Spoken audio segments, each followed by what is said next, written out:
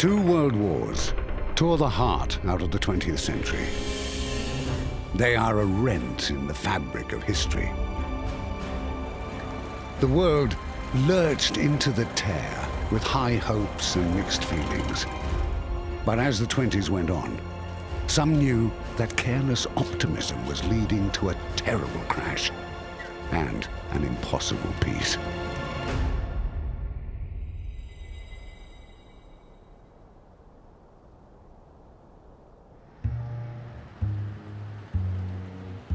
As Paris lurched into 1929, it seemed on the surface, for those with long pockets, that the party would go on. The American writer Robert McAlmon was there, surrounded by artists and writers and hangers-on. He glimpsed beneath the gloss with rare perception. They're wraiths, all of them, McAlmon said. They aren't people. God knows what they've done with their realities. This is a new day. All gods are dead, all wars fought, and all faiths shaken, according to Scott Fitzgerald.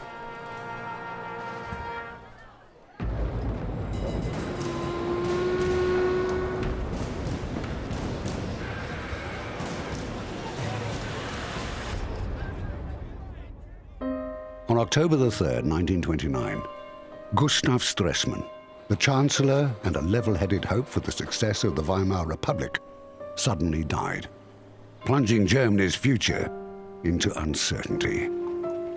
During his lifetime, he was lauded abroad and hated at home in many ways. But I think, at the very least, his significance is that he's a great pragmatist. Once he is gone, there's a kind of precarious void, really, that happens. And that's when we get also into these kind of sequences of the abuse of executive powers and the change of chancellors that never really stops until Hitler is appointed.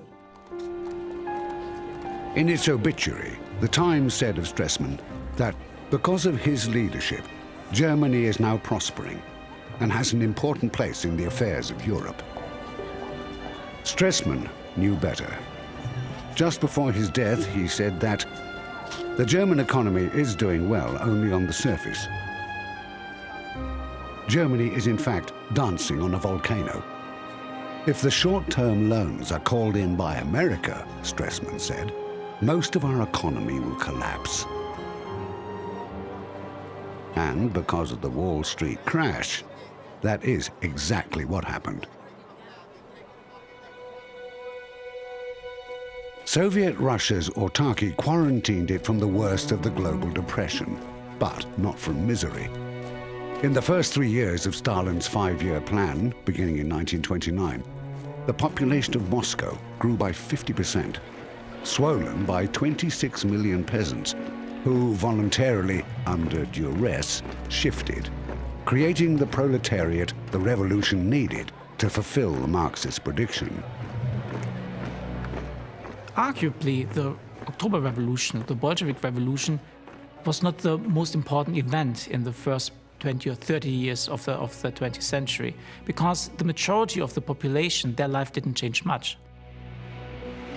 Peasants were now toiling in factories. In 1929, the Red Army had 90 tanks. 4 years later, it had 4,700. The major change came with collectivization, forced collectivization, and the rapid industrialization after 1929. On the 21st of December, Joseph Stalin celebrated his 50th birthday and the birth of an unparalleled cult of personality. Stalin is an immensely slippery figure. Just as you start to think you understand Stalin and what's going on, he slips through your fingers and he shifts and he shapeshifts again. Italy also promoted a cult of personality, but its hero was obliged to seek an accommodation with the old centers of power. Mussolini doesn't enjoy absolute power in Italy, so the king is still in place, will remain in place until Mussolini is ousted from power. And there's also the Catholic Church, led by the Pope, who are autonomous and exert quite a lot of influence on Italian society. Early in 1929, protocols were signed at the Lateran Palace, defining and formalizing the relationship between fascist Italy and the Vatican. The historic document was signed at the Lateran by the Duce and Cardinal Gaspari, the Papal Secretary of State. The Treaty of the Lateran means much for internal peace and harmony in Italy. By the Lateran Pact, fascism made Catholicism the official state religion. But the Church gave away more. It made fascism the state, and in a referendum on March the 24th, more than 8.5 million Italians voted yes in support of the regime. Only 135,000 voted no. Mussolini was now Prime Minister and also head of 8 ministries.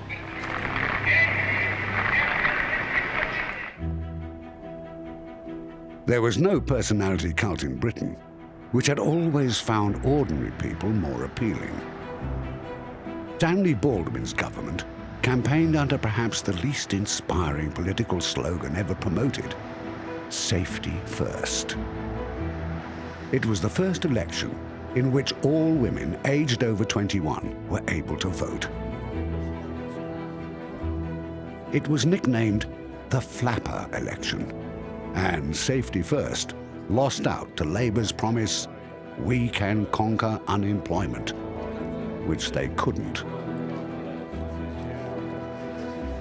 In December, 2 motions were put at the annual conference of the Indian National Congress. One was a modest demand for dominion status, backed by veteran Congress member Motilal. In 1929, there is this Congress held, and there the tension really explodes. Motilal Nehru and Gandhi say, India should move by steps to greater self-government by first gaining dominion status, like the white settler colonies of Australia and New Zealand and Canada. The second motion was a ferocious demand for independence now, jointly sponsored by Subhas Bose and Motilal's son, Jawaharlal Nehru, who would become India's first Prime Minister. The younger generation, Nehru and Bose, say, the time for that is over. Now we want Swaraj, which meant full independence. The phrase was Purna Swaraj, full independence. So the future was stirring in some parts of the world, and the past hanging on in others.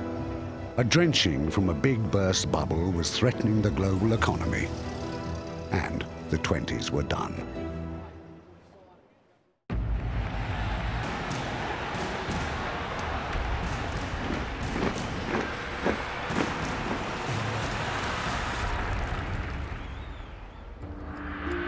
The Flapper era ends, wrote Wallace Stegner, a Harvard academic and journalist, in grimness, bewilderment, and anger.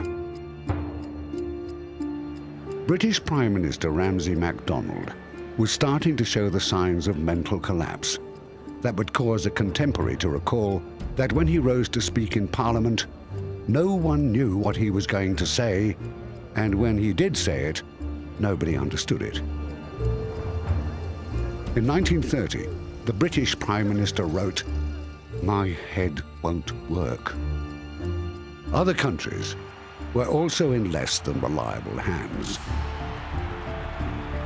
Spain was drifting into a republic phase in the wake of the dictatorship from 1923 to 1930 of Primo de Rivera, a military man whose adroitness as a ruler was perhaps best assessed by his remark that, "Had I known in my youth that I would one day have to govern this country, I would have spent more time studying and less fornicating."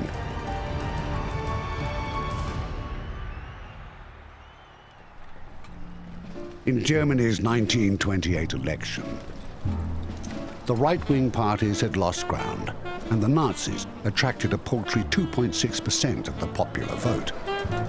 But disaster was just around the corner. a moderate coalition ceased to function and power shifted to the president. Paul Ludwig Hans Anton von Beneckendorf und von Hindenburg. In March, Hindenburg, relying on Clause 48 of the Weimar Constitution, appointed Germany's first presidential cabinet.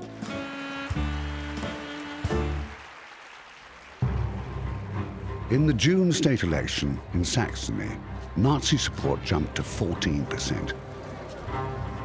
The party's focus had shifted from the crude anti-Semitic tirades of the early 20s to the urgent need for Lebensraum and complaint about the shambles of Weimar democracy, which only National Socialism could solve. How? Didn't matter. It just could. It was, I regret to say, the fascist leaders who understood the power of film. It was people like Mussolini, it was people like Oswald Mosley in England, and above all, it was Hitler in Germany. They understood how important it was to communicate with people, to give a theatrical performance. In one day, the National Socialists advanced from 2.6% of the vote and 12 seats to 18.3% and 107 seats. The day was September the 14th, 1930. Almost 6.5 million Germans voted for Hitler. In the main, the vote had swung across from the bourgeois parties of the center and the right. Roughly a quarter of those who voted Nazi had never voted before. Confronted by Hitler's success, money panicked, and about half of Germany's currency reserves went flying out of the country. It's often been said that a lot of the people who later become Nazis are not the generation who fight during the First World War in Germany, but the generation who are just too young to have seen combat. On December the 5th, All Quiet on the Western Front had its German premiere at the Mozart Hall in Berlin. Barely 10 minutes after it had begun, the performance was interrupted when the National Socialist propaganda chief Joseph Goebbels walked noisily out of the theater. This was the signal for Nazi activists in the audience to release white mice, stink bombs, and itching powder into the crowded auditorium. Fights broke out, with the thugs unimaginatively chanting, "Jews out! Jews out!" and screeching, "Judenfilm!" On December the 11th, the Supreme Film Censorship Board revoked its decision to pass the film on the grounds that it was detrimental to German prestige. Frank Pease, president of the Hollywood Technical Directors Association, agreed with Goebbels and also called for All Quiet on the Western Front to be banned. It will, he said, go far to raise a race of yellow streaks, slackers, and disloyalists. But the threat to American society came not from an anti-war novel, whose author, incidentally, was Catholic, not Jewish, but from an economic disaster that was starting to infect every industrial power and would become the badge of the decade. It's with the coming of the Depression, I think, that people start to feel that they're living in a pre-war era rather than a post-war era.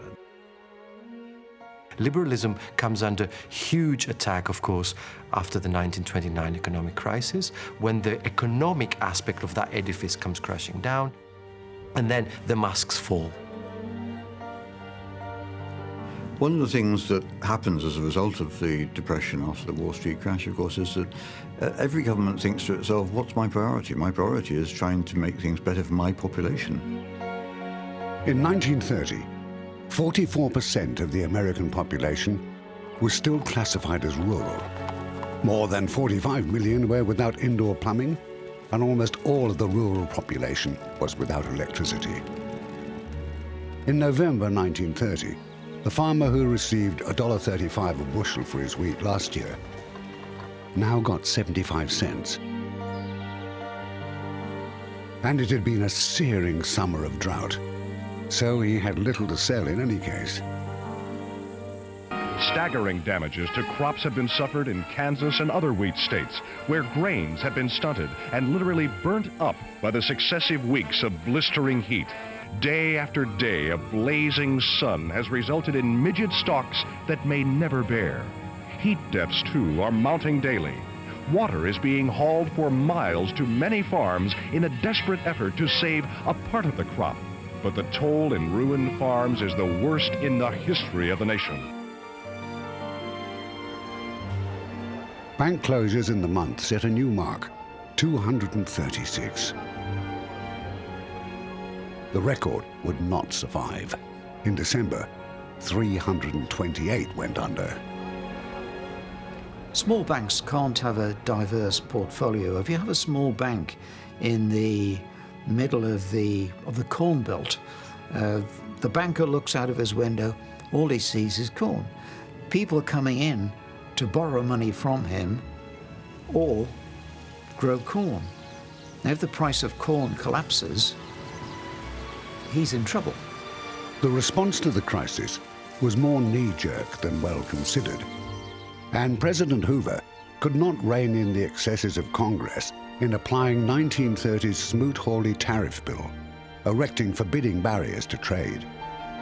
The most notorious piece of legislation passed in the Herbert Hoover period is the Smoot-Hawley Tariff, which massively raises tariffs, which is an effort to try and protect the American home market, but all it really does is spark retaliation from a European bloc, a British Empire bloc. And so you're getting then very early on a huge trade war.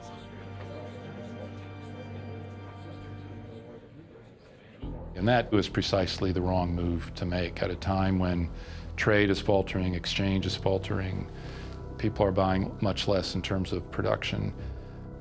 Putting in a strong protectionist law, which is then going to trigger retaliatory measures from other countries. That has the effect of putting not just the American economy, but the entire Western world's economy into nosedive. Smoot-Hawley, signed into law on June 17, 1930, raised US tariffs on over 20,000 imported goods. Henry Ford called it economic stupidity, and more than 1,000 economists signed a petition asking the president to veto the bill. The value of European exports to the US was $1,334 million in 1929. In 1930, it was $390 million. Retaliatory tariffs impacted on trade in the other direction. US exports to Europe fell from $2,341 million in 1929 to $784 million in 1932. Hoover signing Smoot-Hawley into law was seen as the moment in which, according to political writer Walter Lippmann, he surrendered everything for nothing. He accepted a mischievous product of stupidity and greed. Why did he sign? I think he was a good president. His problem was that he was president when the Great Depression hit. And he, like many others, didn't know really what to do. You know, should they cut taxes? Was that the way to try and get the economy going again? Should they put up trade barriers? Congress was certainly pushing for trade barriers to try and protect American industries and American production. And I think Hoover, like a lot of people, didn't know what to do. And he really floundered. Smoot-Hawley did not arrest the slide into depression. Ford cut its working week from 5 days to 3, and the lights went out on neighborhood banks. There was a dispute over a mortgage, and Mrs. Grace Jones and her family find themselves in the open. But they're not discouraged and carry on just as though they had walls surrounding them. Hoover described the American banking system as the element most sensitive to fear. It was never a robust system. with an average of 500 failures a year throughout the 1920s. But in 1930, fear stumbled towards panic. And in the last 60 days of 1930, 600 banks closed their doors, 1,352 for the year. It has to be understood that of America's 25,000 banks, only 751 had branches. The others were, according to Carter Glass, Woodrow Wilson's Treasury Secretary, run by little corner grocery men calling themselves bankers. If the scale of the Depression was seismic, its effect logically depended on the strength of the structures it shook. And across Europe, these were far from robust. Revolving door governments, military takeovers, and authoritarian regimes controlled countries from the Baltic to the Balkans. By December, industrial production had fallen by 30% in the USA, 25% in Germany, 30% in Britain. 5 million were unemployed in America, 4.5 million in Germany, 2 million in Britain. The 1929 crisis shatters the belief in the ability of a liberal economic system based on mobility and trade to sustain itself. In fact, it plays in the hand of the enemies of liberalism, both on the left and the right. Countries are in terribly debt because they are owing money that they owe probably even from before the period of the Depression. But now, in the Depression, the creditors are coming and they want their money. And you have to pay. So cuts have to be done, and these cuts tend to be painful. Berlin streets were filled with entrepreneurial desperados trafficking matches, loose cigarettes, palmists, shoe shines, shoelaces, rag pickers, bag carriers, car door openers, panhandlers, ersatz barbers, and doorway sex. And Lord Dabenham, Britain's ambassador, complained that this depression is the stupidest and most gratuitous in history. Investment didn't take place, and businesses began to contract. And as they contracted, they laid off workers. And these workers, of course, could not spend. Revolution may not have been in the air, but the fear of revolution was. And a Soviet football team scheduled to play a friendly international was denied entry into England on account of fears that the visit might be exploited by Soviet propaganda. There was a real fear of international communism in the 1920s and 1930s, and it was not entirely misplaced. I mean, the Soviet government was a very curious hybrid. On the one hand, it behaved like an ordinary government. It signed treaties and trade agreements, and it had ambassadors with various exchange of ambassadors with various people. But it was also headquarters of the Comintern, Communist International, which was dedicated to creating revolution. Soviet peasants, meanwhile, did not slide silently into collectivization. The secret police, the Cheka, reported 402 revolts in January 1930. 1,048 in February, and 6,528 in March. Almost 14,000 riots and revolts involving 2.5 million peasants in 1930. And the apparatus of the state, effective if not efficient, had closed 80% of Soviet village churches by the end of 1930. It was becoming one of the observable phenomena of the age, that ruthless totalitarian regimes could get things done, in contrast to the instability inherent in gimcrack but democratic coalitions.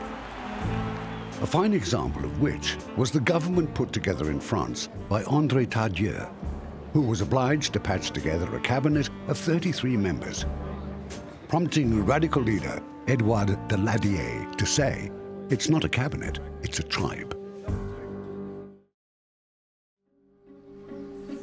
Some political leaders did not even have the power to form fragile coalitions.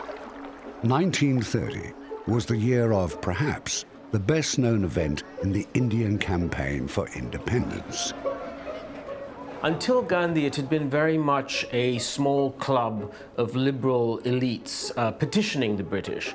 Gandhi brought a very different conception of what Indian nationalism could be. He made it a mass movement. The salt tax cost the average Indian at most 15 cents a year. But salt was an essential of life, and the British had the monopoly. Gandhi was really a genius of manipulating mass media, if you like. He was a genius of speaking to many different audiences. Monopoly was the point, and a good point it was. In rousing popular support, Gandhi's Salt March was a success. If you look at the way he constructed his march, he was very careful to choreograph it. He designed the uniforms of all the marchers. He wanted them to look like a kind of universal procession, not just carrying political insignia. He sent his followers in advance to villages to whip up excitement so that when he came, there were crowds cheering. And then his great coup was to invite foreign film crews to film him. Government studiously ignored the march, but Gandhi had made his point. Gandhi was able to take potential weakness, the fact that Indians were unarmed, the fact that Indians didn't have military or even material power to fight the British, and turn that weakness into a form of power against the British. Thousands of nationalists crowd the Great Tent to hear the farewell message of Gandhi, leader of the demands for India's independence. Its echoes were heard in London recently during the Imperial Conference, and there may be fireworks.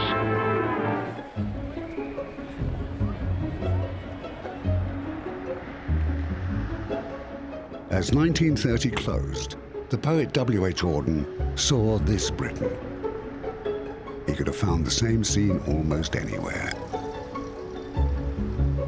Smokeless chimneys, damaged bridges, rotting wharves and choked canals. Tram lines buckled, smashed trucks lying on their side across the rails. Power stations locked, deserted since they drew the boiler fires. Pylons falling or subsiding, trailing dead high-tension wires.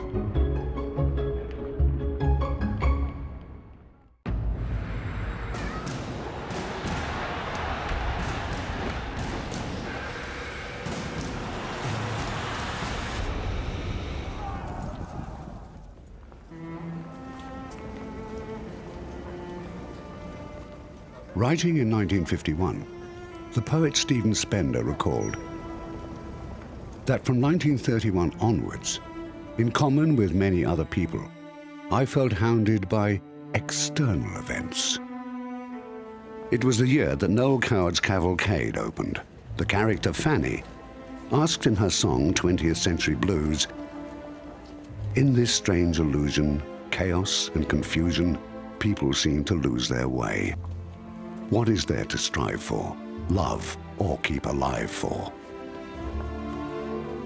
In the spring of 1931, chaos arrived in Austria.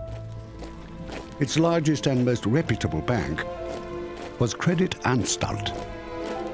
Baron Louis de Rothschild chaired a board that included representatives of the Bank of England and major American banks. In the spring, it failed and set in motion a cascade of events that no one was able to stop.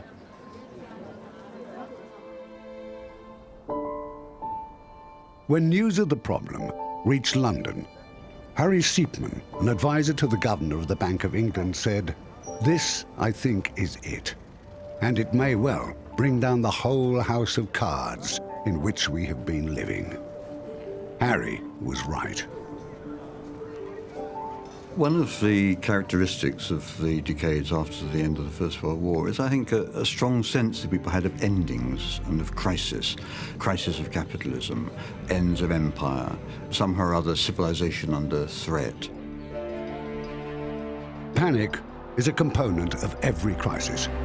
If Vienna was insolvent, then what of Berlin? As international players tried to find a way of stabilizing the situation in Austria, German banks came under pressure. and with about $1 billion of short-term credits advanced to Germany by American banks, its system too was at risk. Down came the house of cards. In the first 3 weeks of June, Germany lost half of its gold reserves, and the shockwaves from the crisis rattled banks in Hungary, Romania, Poland, and Spain. On June the 20th, President Hoover announced that the US would forego repayments from Britain, France, and Italy for 12 months if they, in turn, would forego reparations due from Germany. But Herbert Hoover and all his men, having consulted widely in Congress and with the British, were found to have made an omission as inexcusable as it was incomprehensible. They had neglected to tell the French. And France, whose economy was strong and whose central bank was sitting on the second largest gold reserve in the world, was furious. France and the US argued and negotiated, and Germany continued to hemorrhage gold. On July the 7th, the Americans and French reached agreement, but whilst they had been arguing, the horse had bolted. On July the 8th, Germany's third largest bank informed the Reichsbank that it could not meet its liabilities. But the Reichsbank, having lost so much gold, could not bail out the Donnerbank without sparking a disastrous run on the currency. Gold-rich France was in a position to help and made a loan offer contingent on a number of political demands, ranging from banning nationalist demonstrations to halting construction of new warships. The central bank was not empowered to comment on, let alone act on, such demands. On Sunday, July the 12th, the German government announced that it was rejecting what every German newspaper called political blackmail. Who would offer the leadership that might halt this irrational slide? As one economic historian put it, the British couldn't, and the Americans wouldn't. As late as December, with the grip of depression tightening, American lawmakers stated that it was against the policy of Congress that any indebtedness of foreign countries to the United States should in any means be cancelled or reduced. In the context of the world's economic crisis, it was, said Sir Ronald Lindsay, Britain's ambassador in Washington, an exhibition of irresponsibility, buffoonery, and ineptitude. Surviving inflation, deflation, stagnation required resourceful resilience and a loosening of a previously rigid morality. Crime, pilfering, petty pilfering, every sort of sorry survival strategy became widespread. A fact of life that found its way into Weimar music, cabaret, cinema. Fritz Lang's 1931 film M, which is a film about the search for a serial child murderer. And ultimately, this murderer, played by Peter Lorre, is not caught and dealt with by the police, but by a criminals court. And I think in many ways that speaks again to a lot of things that are popular or are sources of anxiety in Weimar. And that is based on a sense that law and order is collapsing. Extremism, street thuggery, was a real threat. And Bruning's decree of December the 7th, 1931, banned the wearing of uniforms. So the brown shirts, in white shirts, like so many well-drilled public servants, and with bottle tops as badges, paraded their threat to law and order. The brown shirts, the Sturmabteilung, or SA, and their leader, Ernst Röhm, wanted power by violence. The party machine sought power at the ballot box. In 1931, the machine won through, and 500 members of the SA were purged. In 1934, the tension would flare again and be the death of Ernst Röhm. On September the 21st, rather than borrow money, Great Britain abandoned the gold standard, whereby the Bank of England agreed to pay on demand 113 grains of fine gold in exchange for a pound note. The world's most stable currency floated. It floated down 30% against the dollar. Confidence in one of the world's few reliable institutions was at once demolished, and the age of anxiety grew more perplexed, stumbling on with less and less to believe in. The underlying problems of the British economy, with the steeply rising unemployment and with the government running a large budget deficit, came home to roost with a crisis over the exchange rate of the pound, a flight from sterling, a withdrawal from gold from London, near imminent banking collapse. John Maynard Keynes, the unorthodox and somewhat visionary economist, rejoiced at the breaking of our gold fetters, which, one by one, other currencies followed, and Britain's historic past as banker to the world became a ghastly nightmare as investors around the world, fearing that defaults elsewhere would mean London being unable to meet its obligations, began to withdraw funds. In the last 2 weeks of July, Britain lost almost half of its gold reserves. Inevitably, a move from dollars to gold followed. The Swiss National Bank transferred some $200 million. The National Bank of Belgium, $130 million, putting pressure on the American currency. By the end of the year, 1 in every 10 American banks had suspended operations. Money was being pulled back into the relative safety of mattresses, strong boxes, and holes in the ground. The British Labour government, obliged to consider borrowing, proceeded to plan for fiscal tightening in order to secure a loan through J.P. Morgan. The dole was to be cut by 10% and taxes raised. The deal split the cabinet and the Prime Minister resigned, retaining the premiership by forming a coalition national government with the Conservatives, his ideological opposites. It was the king who asked Baldwin point blank whether in this moment of national peril and national crisis, he would be willing to serve under MacDonald. What answer could a patriotic Conservative Party leader give to that other than yes?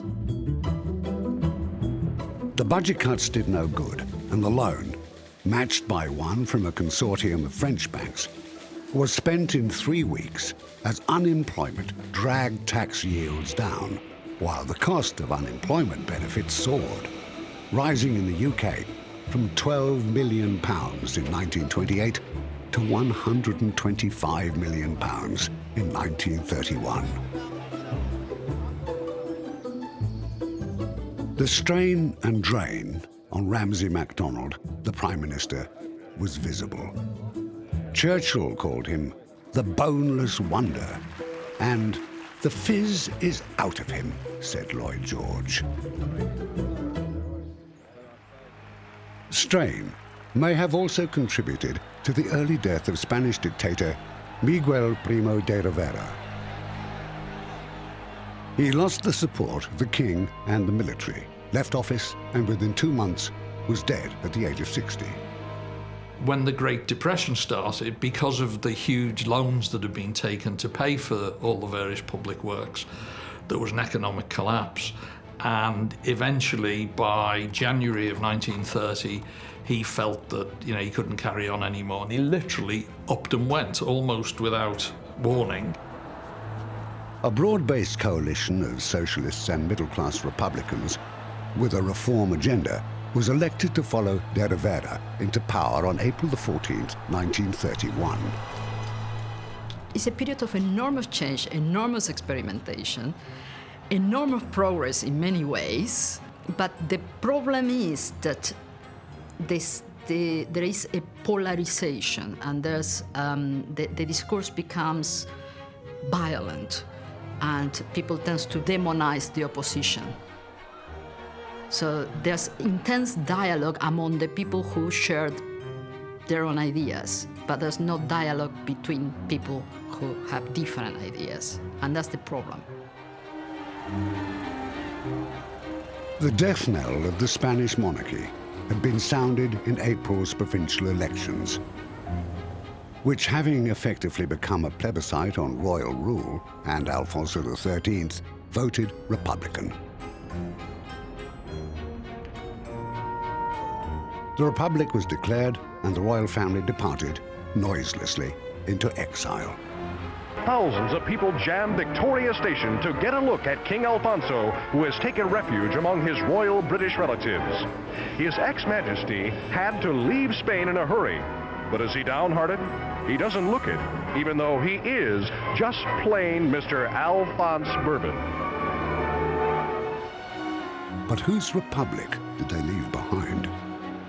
The Republican government, faced with the fiscal shambles left by the ambitious but inept Primo de Rivera, was immediately hampered when J.P. Morgan cancelled the $60 million loan it had agreed with the now-departed regime. The stage was set for something, but no one could foresee how terrible and bloody that something would be. France continued its double life of patchwork coalitions, unstable and short-lived, side by side with les années folles, the crazy years of Paris between the wars. A Paris in which Josephine Baker's signature song, J'ai deux amours, which she first recorded in 1931, rang out, celebrating the sensation she had caused. The white imagination sure is something when it comes to blacks, she said. In Italy, the Decennale, the festive celebration of 10 years since the March on Rome, took place in 1931. Not everyone was an unqualified fan of Il Duce. Giovanni Giorati, party secretary, complained that Mussolini wanted the people to believe that he not only conducted the orchestra, but also played all the major instruments. Not surprisingly, Giorati did not last. Il Duce replaced him with Achille Starace, a man he described as a cretin, but an obedient one. Far from the banking crisis and unemployment queues of Europe, Japan's campaign to modernize and industrialize was fettered by the global downturn. In a country so dependent on foreign trade and so bereft of natural resources, the Depression was a prodigious disaster, which journalist K.K. Kawakami in the New York Times of the 7th of June 1931 said had profoundly affected the mental outlook of the entire nation. In what way? These are the years that help Hitler or enable Hitler to get into power. These are the years which make a lot of people give up on liberal democracy. These are the years the Japanese militarists increasingly dominate the Japanese government. Japan moves into Manchuria, or the Japanese military move into Manchuria in 1931 in defiance of orders from their own civilian government. Shortly after 10 p.m. on September the 18th, 1931, a bomb exploded alongside the South Manchurian Railway. Japanese troops, without Tokyo's authority, had set it and then launched themselves at the Chinese, claiming that it had been a Chinese attack. In 1931, the Japanese Guangdong Army, a garrison army based in Manchuria, the northeastern provinces of China, launched what was essentially a lightning coup. It had been planned by two relatively junior officers, but within the space of about 5 to 10 days, they managed to occupy large parts of a region that is about the size of France and Germany combined. The blast was the first bomb of a long war. The last would drop on Nagasaki on August the 9th, 1945. Japanese troops are steadily advancing into Manchuria and occupying towns and villages. In the wake of the fighting are being enacted the usual scenes of civilian panic. A population preyed upon by bandit overlords and baptized in military brigandage crowds the highways and attempts to flee, regardless of the fact that Japan's coming represents the biggest influence for law and established order in this corner of the globe.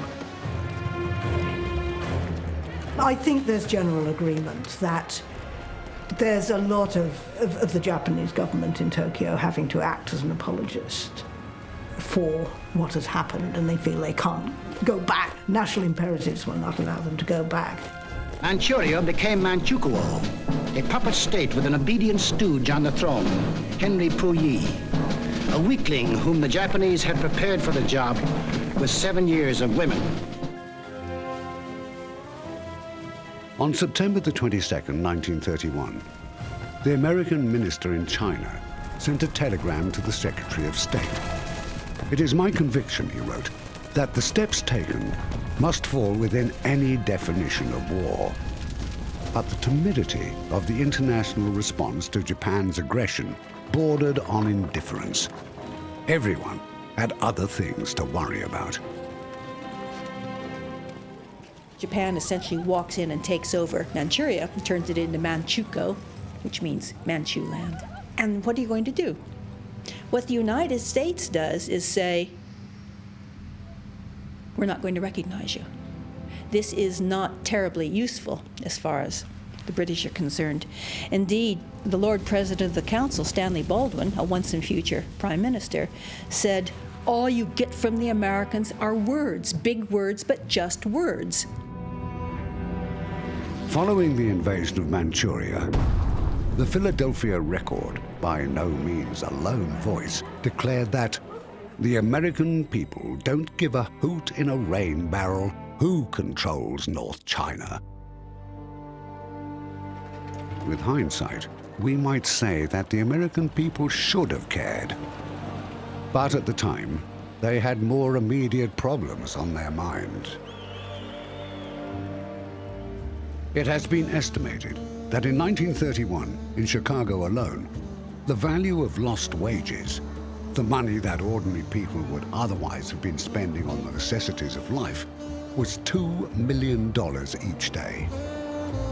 Relief expenditure to cover the deficiency was a mere $100,000 a day. Chicago's mayor, Anton Chernak, told Washington that it would either have to send relief to his city or it would have to send troops. Radio was a strong opiate during the Depression. In 1931, CBS's advertising revenue was $14.5 million. Other places looked for other ways of scrambling out of the hole. In 1931, Governor Fred Balzer of Nevada announced the legalization of gambling in his state and the birth of Las Vegas. But it was going to take more than the spin of a wheel to change the course of times that had grown menacing. Writing of Berlin in the winter of 1931-32, in Mr. Norris Changes Trains, Christopher Isherwood said that hate exploded suddenly, without warning, out of nowhere.